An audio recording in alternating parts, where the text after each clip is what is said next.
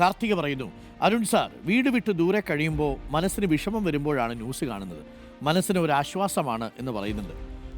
ചില സമയങ്ങളിൽ നിർഭാഗ്യവശാൽ നമ്മൾ നൽകുന്ന വാർത്തകൾ നിങ്ങൾക്ക് നിരാശയും ഉണ്ടാക്കും എന്നുള്ളതാണ്.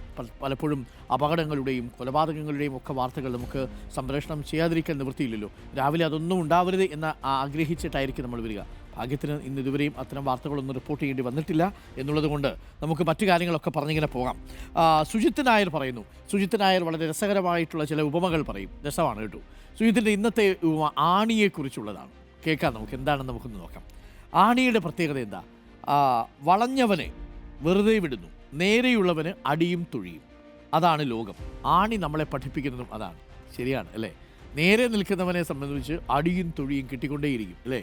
എന്നാൽ അതേസമയം വളഞ്ഞിരിക്കുന്നൊരു ആണി കണ്ടാലോ അടിക്കാനൊന്നും പോകത്തില്ല. ഓ, ആ ആണി അടിച്ചിട്ട് കാര്യമൊന്നുമില്ല, ഒരടി കൊടുത്തിട്ടങ്ങ് പോകും.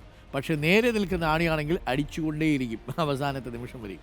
അതാണ്. അപ്പോൾ അടി കിട്ടുന്നുണ്ടെങ്കിൽ നിങ്ങൾ ഉറപ്പാക്കിക്കോ, നിങ്ങൾ നേരെ തല ഉയർത്തി നിൽക്കുന്നുണ്ട് എന്ന് തന്നെയാണ് അർത്ഥം.